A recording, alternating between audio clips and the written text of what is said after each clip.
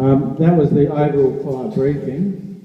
If there are any specific questions about that, I'll answer them as best I can. I'll just take one or two questions if any of you have them.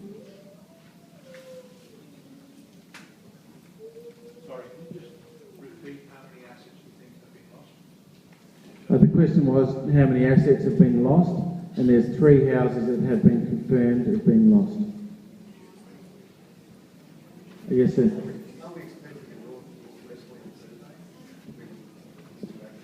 The question was, are we expecting north-northwesterly winds on Thursday?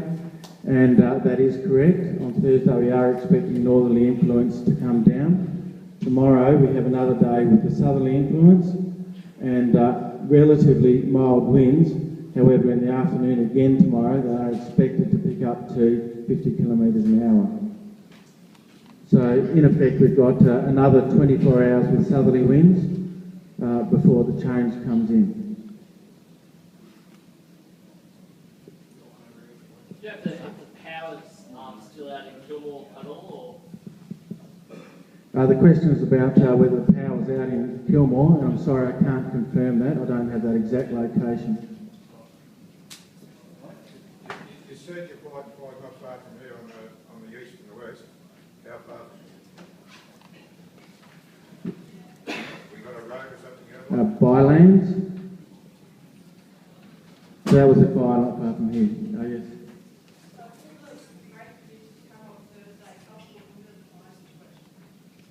Now the question is the rain on Thursday, and it's going to help or hinder. And it's a very difficult question to answer. Certainly any rain we will get will be of benefit in reducing the fire activity. The difficulty with the rain is whether it also reduces our access onto the fire ground in terms of bogging fire appliances and restricting them to main roads. And until that happens, I'm sorry, I can't answer that further.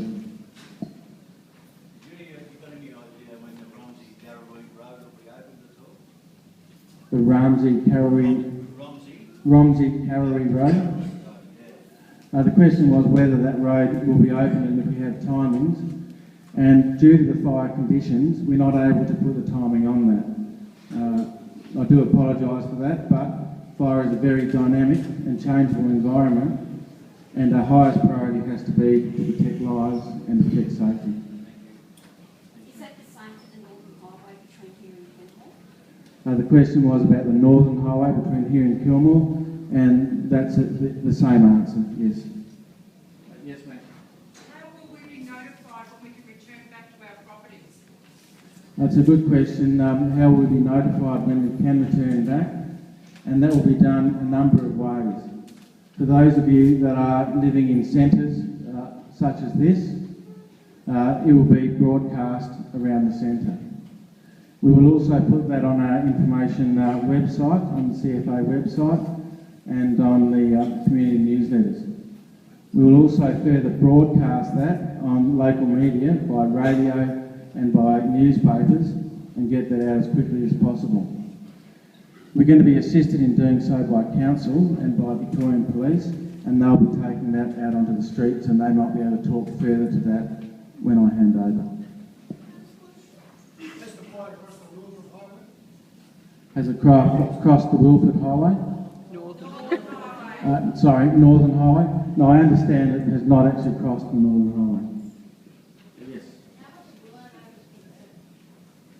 How much of Willow Maiden has been burnt?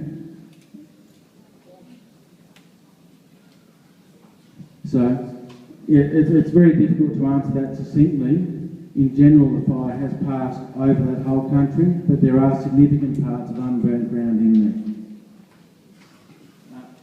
Sorry, I'll just take another 2 questions at the back, yes? Just how far is the fire? Is it past Kilmore, or is it how far from, say, Wallan is it?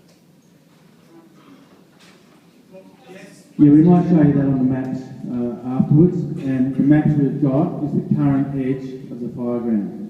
Oh, yes, sir. There is a three way you can get into down to Derelict. One is Wallan Road, and the other one is Stockdale Road from Wicklow Road. Now, the Vic Road, it seems, I don't know if you guys, but Vic Road, it seems it's not up to date, because I rang up in the morning, he said, yeah, you're allowed to go